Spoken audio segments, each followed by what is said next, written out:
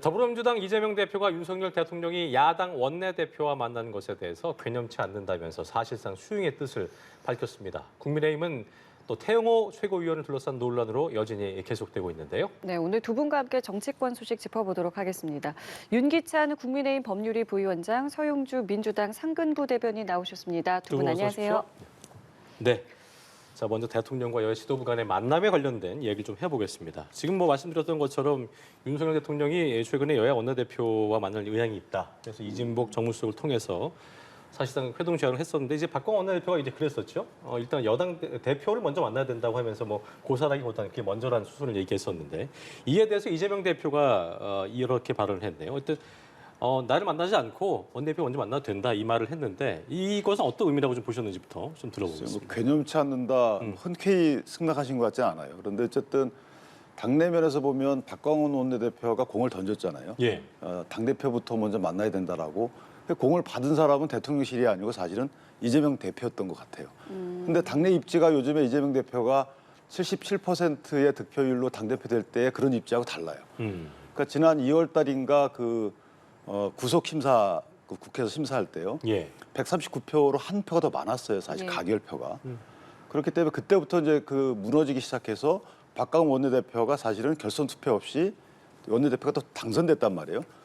그다음에 송 전 대표에 대한 수사 이런 문제 등을 통해서 586이 이재명 대표한테 보냈던 지지세가 약간 철회되는 느낌이 좀 있고 이재명 대표 입장에서 보면 당내에서 전선이 형성되지 않아야 돼요.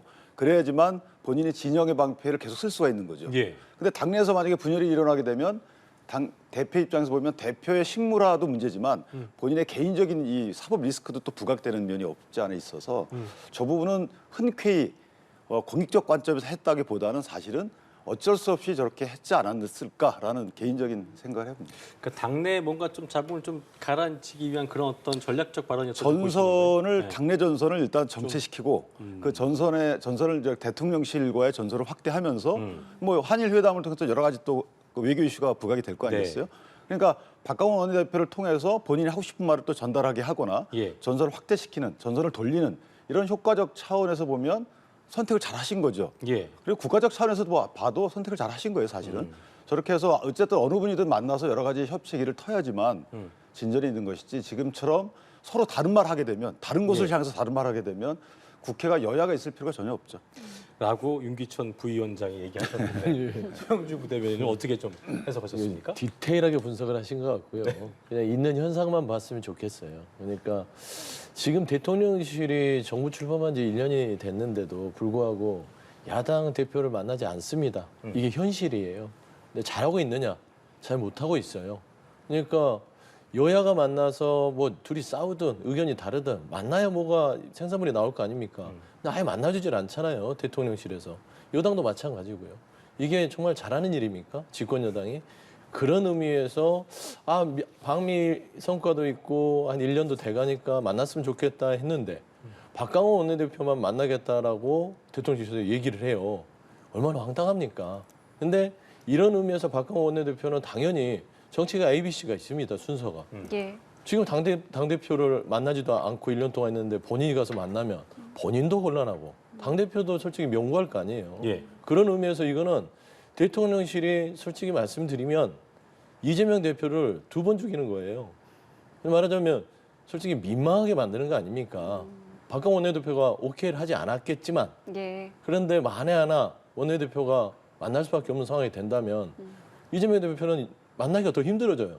근데 오늘 개념치 않겠다고 어제 얘기를 하신 것들은 기본적으로 이거 이대로 가면 영원히 못 만나겠다. 그러니까 원내대표라도 가서 만나야 이 민생이든 국정 운영이든 얘기라도 물꼬라도 틀 거 아니냐. 이런 의미에서 저는 개념치 않겠다. 박 원내대표라도 만나십시오라고 얘기한 거는 같지만 이 또한 현실적으로도 좀 어려움이 있을 것 같아요. 박광원 원내대표가 이재명 대표가 그런다고 치손. 네. 원내대표가 먼저 또 가서 만나는 것들이 당의 현안 자체가 원내대표는 안방 살림을 하는 입장입니다. 네. 그러면 그 중간에서 말 전달합니까? 결국엔 저는 이재명 대표는 이런 생각을 가지고 있는 것 같아요. 그러니까 대통령실은 면박을 주려고 민망하게 만들려고 이런 전략을 짰다면 이재명 대표가 아예 예측을 벗어나는 발언을 한 거죠. 나 상관없어. 만나고 싶으면 원내대표라도 만나. 나 예. 쪽팔리게 하고 싶었죠. 이런 느낌을 솔직히 역으로 대통령실에 주는 것이죠. 그래서 대통령실 지금 현재 1년 동안 여당은 참 속 좁고 민생을 생각하지 않고 정쟁만 머릿속에 있나 보다라는 어떤 의미를 개념치 않겠습니다로 해서 나는 윤석열 대통령과 다르다. 윤 대통령은 속이 좁아서 야당 대표랑 만나지만 나는 이 정도쯤이야. 신경 쓰지 않겠다. 네. 나는 큰 정치인이다. 이런 이미지를 좀 주려는 의도도 충분히 있다. 저는 그렇게 분석하고 싶습니다. 예. 제가 한마디 보태면 청원해 주시죠. 글쎄요. 근데 어쨌든 그 대통령이 그 정부 출범 이후에 야당 대표를 안 만나려고 했던 적은 없어요. 만나자라고 했죠. 그런데 야당 제1야당에서 단둘이 만나자라고 했던 거예요. 근데 영수회담이라고 속칭 표현이 되는데 이것은 야당들이 늘 하는 얘기입니다. 제1야당이. 국민의힘도 과거에 그랬어요. 황교안 대표도 영수회담 하자고 문재인 전 대통령께 항상 그랬거든요. 잘 안 받아주죠. 왜냐하면 영수회담이라는 게 좀 이상한 정치적 의미가 부여되거든요. 예컨대 당대표를 만나면 뭐 정의당도 만나고 같이 만나서 현안에 대해서 얘기하는 거 아니겠어요? 외교적 성과에 대해서 또는 뭐 충고 들을 것도 외교적 성과 등에 대해서 야당들에 다 설명해 줘야 되는 것이죠. 특정 정당에만 설명할 의미는 또 없는 거란 말이죠. 근데 원내대표는 다르죠. 원내대표의 경우에는 원내 교섭단체가 2개뿐이 없기 때문에 그러니까 대통령 입장에서도 원내대표 회동을 제안하기는 되게 편합니다. 그러니까 지금 당대표 중에서 한 정당의 당대표는 만나기는 어려워도 원내대표는 교섭단체가 2개이기 때문에 명분이 있어요. 그래서 만나자고 했던 것 같고 이미 이제 만나자고 제안을 했기 때문에 그에 대해서 분명히 추진이 될 것 같고요. 이 추진 과정에서 지금 입법적 정치가 굉장히 심하잖아요. 단독 처리도 많고. 예, 예. 그러니까 이런 특정 계층을 향한 입법에 대해서 국민의 여론이 안 좋은 부분도 있고 또 좋은 부분도 있고 하기 때문에 만나서 의논할 필요는 있다. 그래서 이 부분은 이재명 대표가 제가 말한 정치적 배경은 배경이고 어쨌든 이 결단의 내용 자체만 놓고 보면 잘하신 거기 때문에 이걸 살려나가서 여야 간에 또 행정부 간에 뭔가 논의를 좀 진전시킬 필요는 있다. 좀 그렇게 봅니다. 아니, 지금 만나자고 한 전 서로 기억이 다른 것 같아요. 대통령실에서 윤석열 대통령이 만나자고 한 적은 왜 제 기억에는 없을까요? 그건 아닌 것 같고요. 그다음에 영수회담 갖고 자꾸 이 단어에 대해서 뭐 꼬투리를 잡더라고요. 그런 건 없다. 영수회담은 단독으로 만나는 건 없다. 그런데 지금 보면은 용산의 대통령실도 그렇고 국민의힘도 그렇고 무슨 저희 민주당이 거대 야당이다. 그리고 입법 독주를 한다.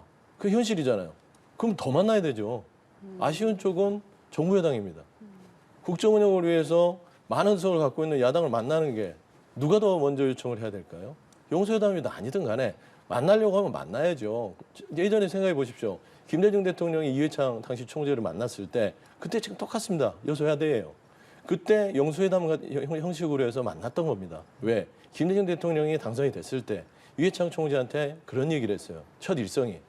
저희 말하자면 이 정부가 예. 그 당시에 많은 의석을 갖고 있는 야당에 협조가 없으면 한 발도 못 나갑니다. 도와주십시오. 라고 고개를 숙이고 곧바로 영수회담을 했습니다.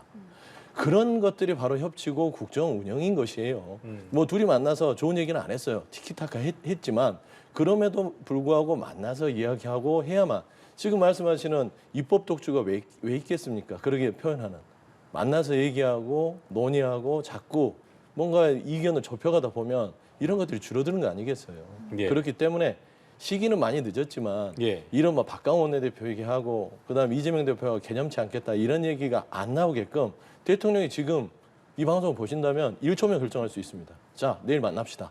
이재명 대표. 예. 이러면 되는 문제예요. 아무 어떤 다른 거 따질 이유가 없습니다. 저는 그런 말씀 드리고 싶습니다. 지금 상황에서는 1초 만에 결정을 하진 않을 것 같고 선택지가 이제 대통령과 여야 원내 지도부가 만날지 여부인데 그렇죠. 박광훈 원내대표 같은 경우는 고심을 하고 있다까지는 전해지고 있어요. 성사될 거라고 보시는지요? 근데 못 만날 이유는 없어요. 그러니까 대통령과의 만남 자체가 원내 지도부, 여야 원내 지도부와 대통령도 만나는 모임이 있습니다. 그리고 여야 당대표끼리 모여서 하는 그런 또 모임이 있습니다. 근데 선후가 바뀌었을 뿐이고 설사 좀 이재명 대표가 모양이 빠진다 하더라도 그걸 네. 개념치 않겠다고 했으니 네. 박강원 원내대표도 여야 원내대표가 대통령과 만나는 것들이 민생과 그다음에 의회에 대한 협치의 뭐 어떤 시작점이 될 수 있다면 솔직히 그 결정을 피할 이유는 없다. 저는 그렇게 좀 판단하고 있습니다. 근데 아까 순서를 얘기하셨기 때문에 뭐 대표가 먼저 만나고 이런 그 순서를 얘기하셨기 때문에 사실 이재명 대표 그렇게 얘기를 했지만 실제 가능성은 어떻게 봐요? 가능성은 저는 제가 개인적으로 봐서는 안 만난다가 한 51% 될 것 같고요. 그렇습니까? 만난다가 한 49% 될 것 같습니다. 그렇습니까?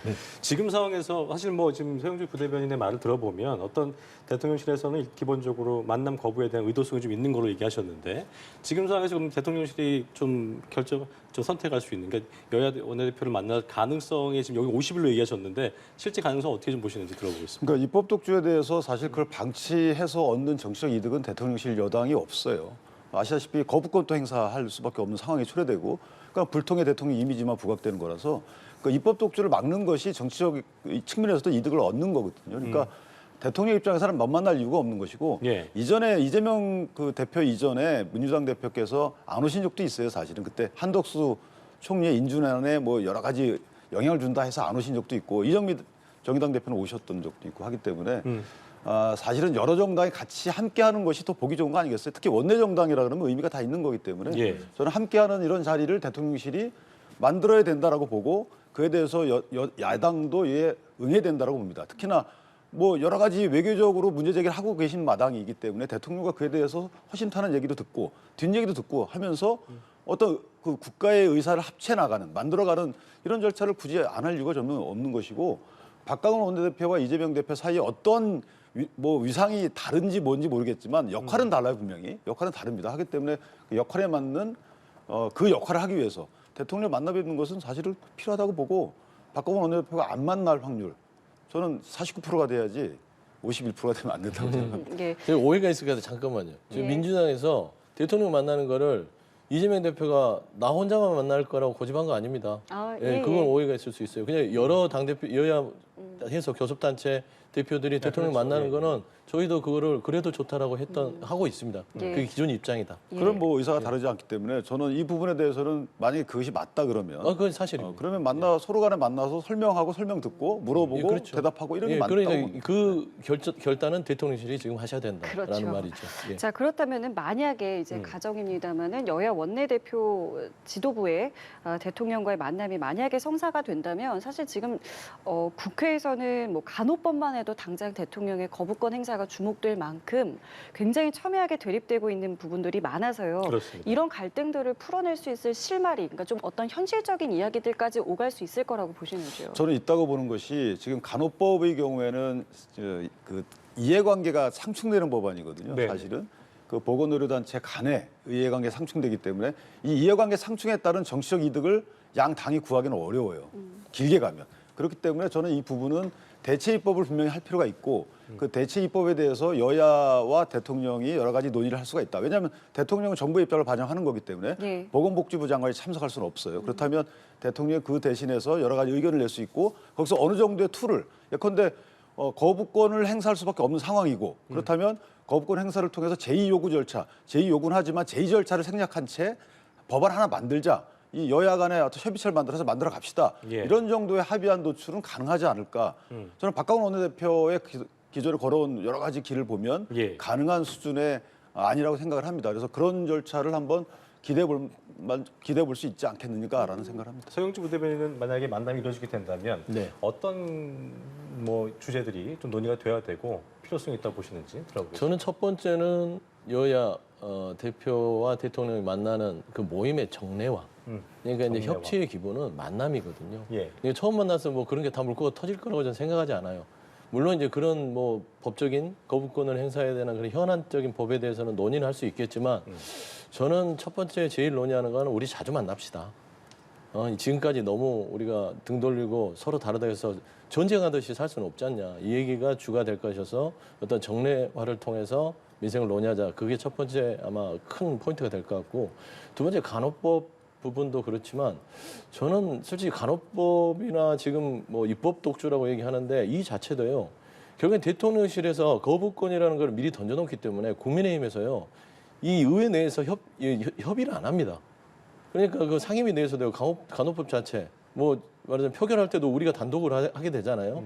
국민의힘도 들어와서 하셔야 돼요. 말씀한 대로 대체 입법을 하려면 뭔가 그런 모습을 보여야 상임위 내에서 뭔가 서로 축조심사를 통해서 법안을 보완하고 수정하고 수정안으로 통과시키고 이런 것들이 의회주의 아니겠습니까? 그 자체가 단절된 것은 결국에 근본 원인은 대통령실이 민주당, 야당을 안 만나고 거부권을 행사하겠다는 기본적인 가이드라인을 주니까 의회에서는 국민의힘에서는 아예 논의를 안 합니다.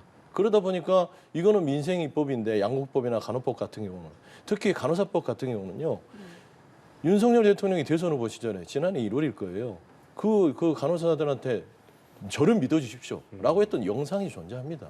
근데 이제 와서는 내가 그런 적 없다. 거부권 행사하겠다. 공약은 아니다. 뭐 이렇게까지 그게 참 이야기를 웃긴 해주죠. 거예요. 예. 그러니까 다 국민들이 영상이 남아 있고 이 발언들이 남아 있는데 저를 믿어주라는 것은 공약이 아니면 뭡니까? 그렇잖아요.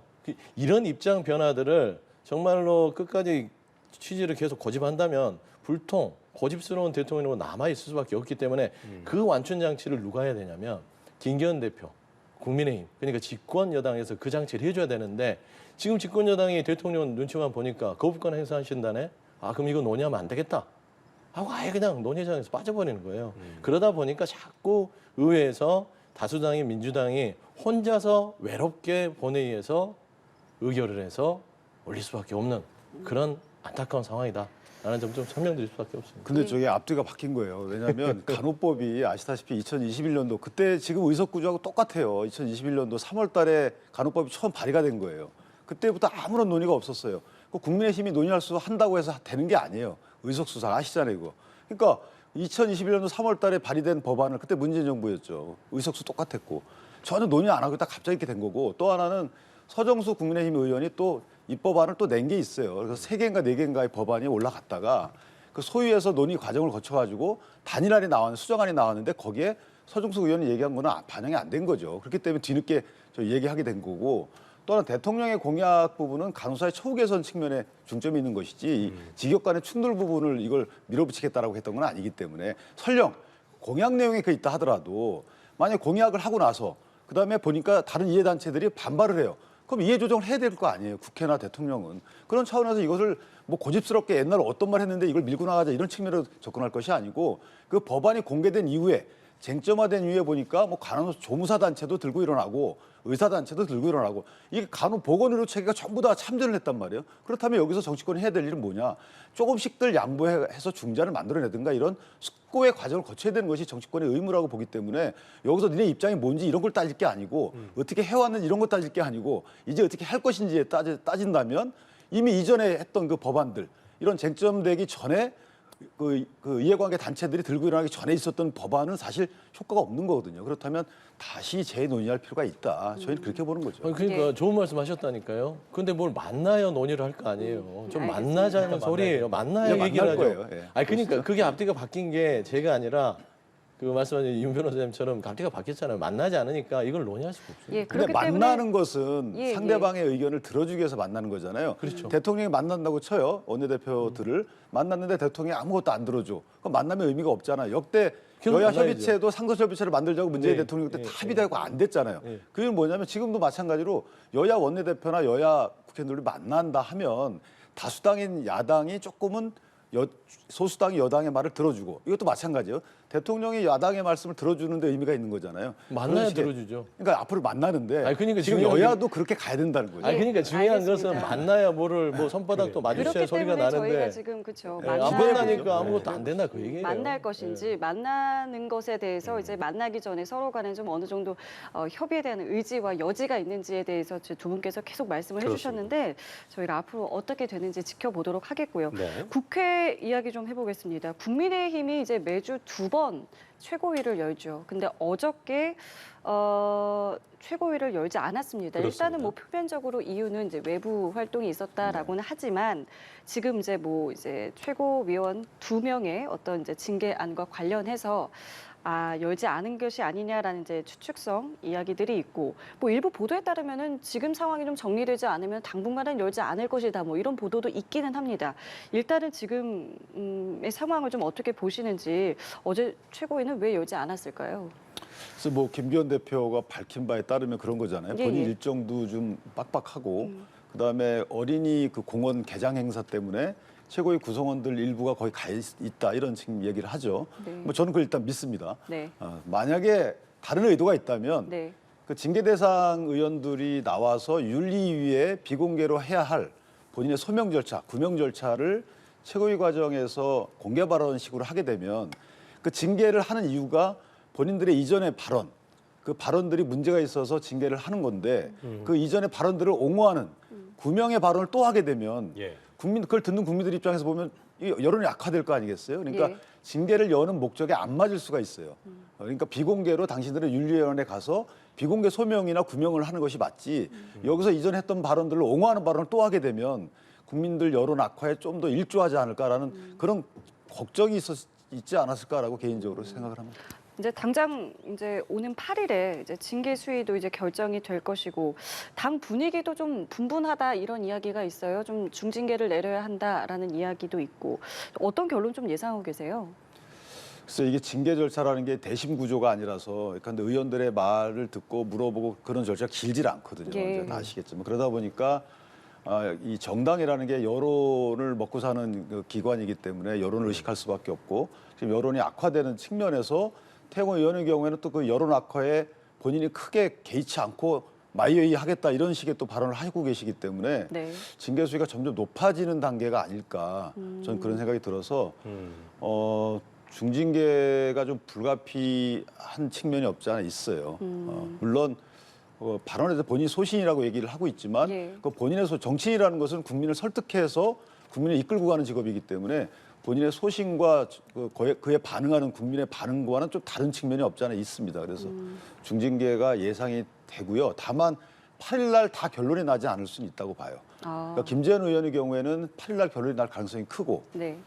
5.18 이전에 뭔가 그 정리를 5.18 좀 관련된 하려고 하죠. 징계 사유에 대해서는 매듭을 져야 되거든요. 네. 근데 태용호 의원의 경우에는 그렇게 징계를 5월 8일 날 내지 않을 가능성도 없지 않아 있어요. 5월 8일 왜죠? 당일에 낸다? 예, 왜냐하면 태용호 의원의 경우에는 조금 조사할 것이 남아있지 않을까. 왜냐하면 김재원 의원의 징계 사유는 다 드러난 것에 대한 판단 문제만 남았지만 네. 태용호 의원은 본인이 또 뭐 여러 가지 의구심 있는 말씀들을 하고 있기 때문에 반박도 했고요. 조사 대상의 사실관계가 조금 있지 않을까라고 해서 5월 8일 날에는 당장 결과가 안 나올 가능성이 있지 않을까 이렇게 생각합니다. 일각에선 이런 지적이 있어요. 그러니까 지금 윤리위가 열리는데 그러니까 조사의 필요성에 대해서는 배제하고 이미 태용호 의원의 발언 자체가 거짓이다라고 시작을 할 수 있다. 이거에 대한 우려도 사실은 존재하고 그렇기 때문에 다 일각에서는 이게 조사가 좀 필요한 부분이다. 실제로 민주당에서는 좀 강하게 얘기를 하고 있고요. 그럼 그 부분에 대해서는 좀 정리가 되겠습니까? 그러니까 태용호 의원이 발언하게 된 경위 자체가 본인이 과장했다고 하거든요. 예, 예. 그러니까 과장해서 할 수 있어요. 그런데 태용호 의원에 대해서 본인이 고민했던 부분이 그 부분이라고 스스로 밝히잖아요. 보좌진들이 본인 공천 여부에 대해서 굉장히 걱정을 많이 한다. 이 말은 뭐냐면 보좌진이 본인의 공천에 대해서 불신하게 되면 일이 제대로 이루어지지 않잖아요. 의원실 일이. 아마 그런 측면에서 여러 번 얘기를 해왔을 수도 있고 그렇다면 유출되게 된 경위가 본인의 징계에 참조하게 될 수는 있어요. 그러니까 유출하게 된 경위가 예컨대 어떤 뭐 특별한 의도가 있다거나 그래서 유출된 것이 입증이 된다 그러면 본인이 약간은 좀 억울할 부분이 없지 않아 있기 때문에 제가 만약에 윤리위원이라면 예. 그 유출 경위 등과 관련돼서 어느 정도 부수 조사를 할 필요가 있지 않을까. 그렇다면 5월 8일 날 당장 결론 내는 것은 태영호 의원 입장에서 보면 받아들이기 어려울 수도 있어요. 그래서 저는 이것이 바로바로 결론 내서 해결될 문제가 아니고 윤리위원회 결론에 대해서 당원들이 그걸 수용할 수 있거나 또는 태영호 의원도 그에 대해서 수용할 수 있는 이 정도의 절차적인 정의는 어느 정도 되는 것이 맞지 않겠는가 뭐 이런 생각을 해봅니다.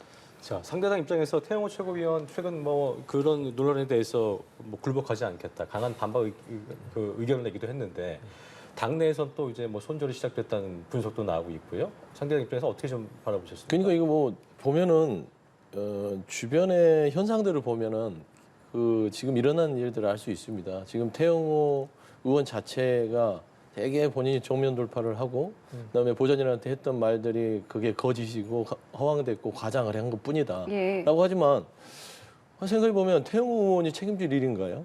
이진복 수석이 얘기를 한 거잖아요. 그러면은 태영호 의원이 이진복 수석한테 그런 얘기 좀 해주십시오라고 부탁한 건 아니잖아요.